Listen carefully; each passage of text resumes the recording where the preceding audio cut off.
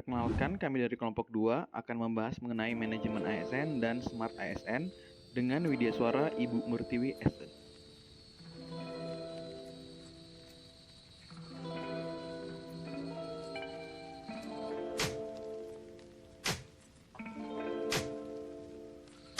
Manajemen ASN adalah pengelolaan ASN untuk menghasilkan pegawai ASN yang profesional, memiliki nilai dasar, etika profesi, bebas dari intervensi politik, bersih dari praktik korupsi, kolusi, dan nepotisme. Berdasarkan Undang-Undang Nomor 5 Tahun 2014, kedudukan ASN terbagi menjadi dua, yaitu PNS dan P3K. Fungsi dan tugas ASN adalah sebagai pelaksana kebijakan publik, sebagai pelayan publik, dan sebagai perekat dan pemersatu bangsa. Seorang ASN memiliki hak untuk menerima gaji, tunjangan, cuti, perlindungan, pengembangan kompetensi, jaminan pensiun, dan jaminan hari tua pada PNS. Selain hak yang diterima, seorang ASN juga memiliki kewajiban yang disebutkan dalam Undang-Undang ASN harus dipenuhi dan memang sepatutnya diberikan oleh ASN. Sebagai ASN, kita wajib menaati kode etik dan kode perilaku yang bertujuan untuk menjaga martabat dan kehormatan ASN. Untuk mendapatkan profil ASN yang produktif, efektif, dan efisien, dibutuhkan sistem. Sistem ini dinamakan sistem merit. Sistem merit adalah kebijakan dalam manajemen ASN yang berdasarkan pada kualifikasi, kompetensi, dan kinerja secara adil dan wajar, dengan tanpa membedakan latar belakang politik, ras, warna kulit, agama, asal-usul, jenis kelamin, status pernikahan, umur, atau kondisi kecatatan. Ruang lingkup sistem merit meliputi yang pertama, melakukan rekrutmen, seleksi, promosi berdasarkan kompetensi yang terbuka dan adil. Yang kedua, memperlakukan pegawai ASN secara adil dan setara. Yang ketiga, mengelola pegawai ASN secara efektif dan efisien. Yang keempat, memberikan penghargaan atas kinerja pegawai yang tinggi. Yang kelima, memberikan hukuman atas pelanggaran disiplin. Yang keenam, menjaga standar yang tinggi untuk integritas, perilaku, dan kepedulian untuk kepentingan masyarakat. Yang ketujuh, memberikan kesempatan untuk mengembangkan kompetensi kepada pegawai ASN. Yang kedelapan, melindungi pegawai ASN dari intervensi politik yang tindakan kesewenang-wenangan. Yang kesembilan, memberikan perlindungan kepada pegawai ASN. Mekanisme pengelolaan ASN. Manajemen PNS. Yang pertama, penyusunan dan penetapan kebutuhan. Setiap instansi pemerintah wajib menyusun kebutuhan jumlah dan jenis jabatan PNS berdasarkan analisis jabatan dan analisis beban kerja. Yang kedua, pengadaan merupakan kegiatan untuk mengisi kebutuhan jabatan administrasi dan atau jabatan fungsional dalam suatu instansi pemerintah. Yang ketiga, pangkat dan jabatan. Pengangkatan PNS dalam jabatan tertentu ditentukan berdasarkan perbandingan objektif antara kompetensi, kualifikasi, dan persyaratan yang dimiliki oleh pegawai. Yang keempat, pengembangan karir dilakukan berdasarkan kualifikasi, kompetensi, penilaian kinerja, dan kebutuhan instansi pemerintah. Yang kelima, pola karir. Setiap instansi pemerintah menyusun pola karir PNS yang khusus sesuai dengan kebutuhan berdasarkan pola karir nasional. Yang keenam, promisi PNS merupakan pemindahan pegawai ke jabatan baru berdasarkan pada prestasi kerja. Yang ketujuh, mutasi, yaitu perpindahan tugas PNS dari satu instansi ke instansi lainnya, baik itu dalam lingkup pemerintah pusat maupun pemerintah daerah.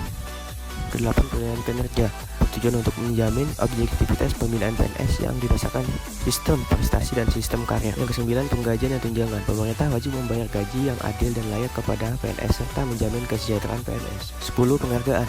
PNS yang telah menunjukkan kesetiaan, pengabdian, kecakapan, kejujuran, kedisiplinan, dan prestasi kerja dalam melaksanakan tugasnya dapat diberikan penghargaan.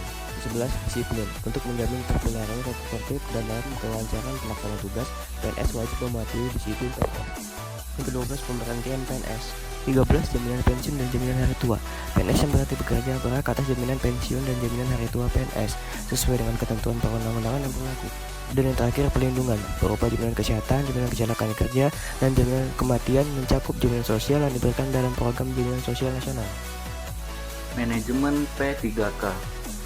Manajemen P3K meliputi penetapan kebutuhan, pengadaan, penilaian kinerja, penggajian dan tunjangan, pengembangan kompetensi, pemberian penghargaan, disiplin, pemutusan hubungan perjanjian kerja, dan perlindungan. Selanjutnya adalah Smart ASN. Ada 5 kompetensi yang harus dimiliki oleh Smart ASN.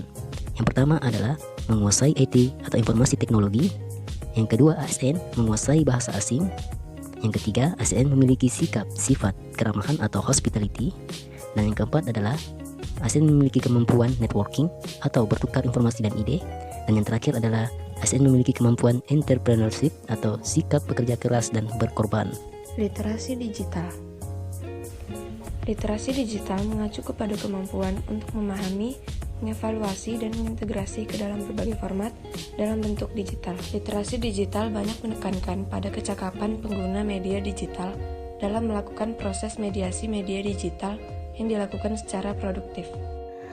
Sebagai seorang ASN, kita harus memiliki kompetensi literasi yang termuat dalam 4 pilar. Yang pertama, digital skill, yaitu kemampuan untuk memahami perangkat keras dan lunak, teknologi informasi dan komunikasi, serta sistem operasi digital. Yang kedua, digital culture, yaitu kemampuan untuk membangun wawasan kebangsaan dalam berinteraksi di ruang digital. Yang ketiga, digital ethic, yaitu kemampuan untuk menyesuaikan diri, berpikir rasional, dan mengutamakan etiket. Yang keempat, digital safety, yaitu kemampuan untuk meningkatkan kesadaran, perlindungan, dan keamanan data pribadi. Implementasi literasi digital untuk seorang ASN. Literasi digital menjadi kemampuan wajib yang harus dimiliki oleh seluruh ASN untuk saling membantu pekerjaan serta melindungi hak digital setiap ASN. Literasi digital memiliki 4 pilar. Yang pertama, digital skill. Contoh implementasinya, yang pertama, absen pagi dan sore menggunakan fingerprint serta melakukan pengisian EKIN. Mampu menggunakan perangkat keras dan piranti lunak dalam pekerjaan sehari-hari sebagai seorang ASN. Pilar yang kedua yaitu digital kultur, menggunakan bahasa yang sopan saat mengirimkan pesan kepada siapapun. Melakukan tanda tangan elektronik, yang tadi biasanya kita menggunakan tanda tangan biasa, sekarang kita menggunakan tanda tangan elektronik untuk mempermudah pekerjaan kita sebagai seorang ASN. Pilar ketiga, digital etik. Contohnya menyebarkan berita terpercaya dan membantu masyarakat menyaring berita-berita hoaks. Hal ini biasanya terjadi di grup WA keluarga.